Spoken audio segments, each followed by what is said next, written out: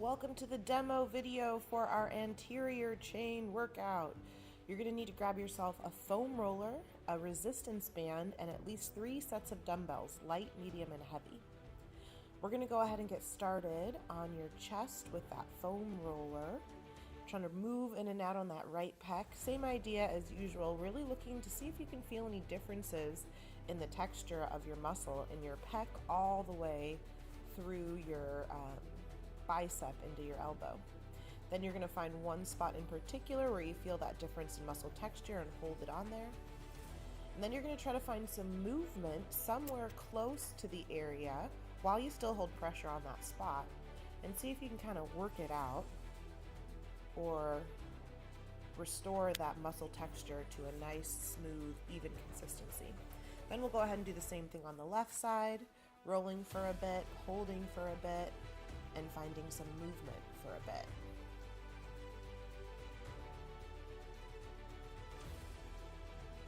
Next, we're going to be moving on to elongating that area we've just rolled out.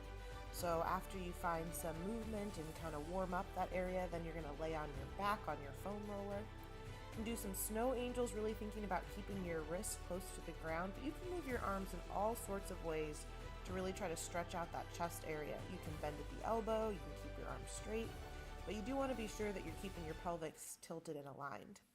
Next, we're going to activate the muscles opposite of the ones that we just stretched with a row with our band, trying to really relax the arms and activate the muscles in the back of the body. Continuing that posterior activation, we're going to do this lovely glute squeeze next, trying to intentionally relax your quads in the front of your legs while you activate and engage your hamstrings and glutes in the back of your legs. Next, we're going to be moving on to our active stretches. This is also when you can start to put your foam rollers away one at a time. We're going to do a standing psoas stretch. That's the muscle in the front of your hip and quad area there. So you really want to think about elongating all the way through the leg that's in the back. Next, we're going to stretch our inner thighs or our adductor muscles, the muscles that pull everything together. You're going to do this by going side to side and really letting your inner thigh drop towards the ground. Next, we're going to be dropping to all fours for a child's pose reach. This is a nice cousin of the cat-cow. You can even add a little of the familial cat-cow into this movement if you like.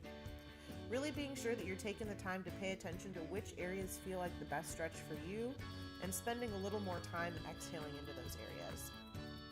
Confidence is still our theme this month, and we're going to be taking 10 slow seconds to relax all the way down on your back from a sumo squat position, so pointing your toes and your knees out away from each other. And then when you get to the bottom, you're going to focus on your deep breaths for a few seconds. Also reflecting on the concept of confidence and how it's so important to have that firm trust in yourself in a lot of ways, but especially when it comes to your health and fitness goals and habits. Next, we're going to go ahead and move to our core activation with our bear twist. Goal here is to keep your shoulders and your hips even, and then let your knees point one way and the other, really activating those rotational muscles in your core. Next, you're going to need one medium to heavy dumbbell that you're going to be holding straight up over your head for our dumbbell march. Really try to slow down and think about this movement. Try to keep your shoulders and hips even here and feel like you're activating the muscles in your lower stomach to lift that leg up while maintaining that weight. And of course, we'll switch and do a couple on the other side as well. Next, you're going to be seated all the way on your bottom for our seated core press. You're going to keep that medium to heavy weight. Nice deep breath in. As you exhale, push the weight over your head, feeling like you're drawing a triangle in your stomach. Just fold in the cheese here. And then we're going to be doing a dumbbell twist next. So you're going to keep that dumbbell. Also a reminder to keep at least one weight at the end of your workout. So you can, during last chance abs, repeat these exercises. Sitting up nice and tall in this V-sit position, you're going to be twisting from one side to the other. And after we finish our core warm-up, really being sure that we're hitting the fronts, the sides, and that rotational movement, we're going to head to our first circuit, still with our 3-1-3-1 tempo training. You've got a couple of options here for picking up your push-up if you feel like you've really got this form down. You can push to your toes, and you can also come down on your toes, then drop to your knees and push back up. Next, we're going to be doing an L raise, so you're going to need your lighter weights for our next move. And you want to be sure that your shoulders stay facing forward. Be sure that arm that's going out laterally, that's going out to the side, isn't making you reach back. We want to keep everything square to the front, and now we're really working on the muscles in the front of the body. So think back of the body is stabilizing as front is doing the movement. You want to alternate each rep for that L raise, so alternate arms each rep.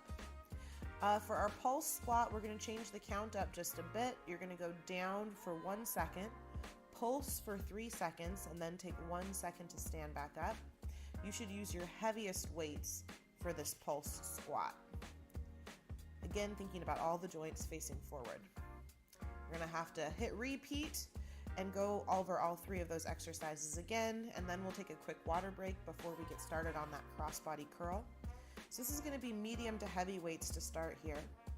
First, thinking about your posture, elongating that spine, stacking those bulls and breathing deep, and then taking 3 slow seconds to cross over one side. Hold it for 1 second, and then 3 slow seconds on the way back down.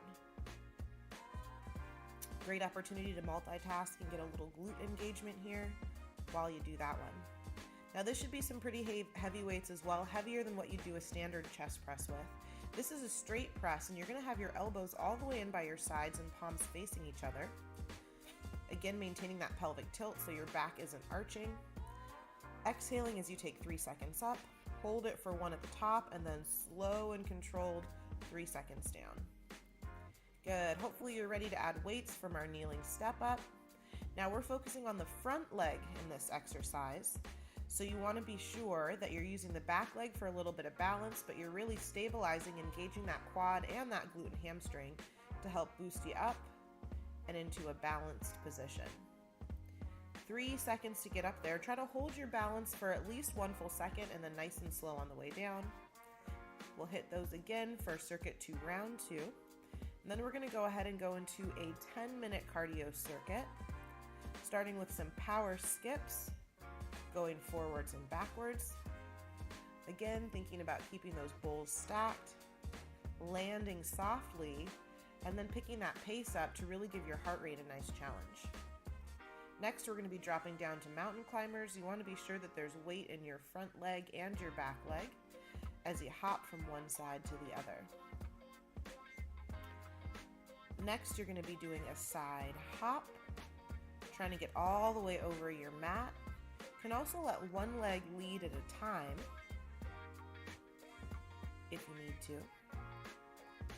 Still thinking about soft on that landing. Then we'll work into our traveling jumping jacks next.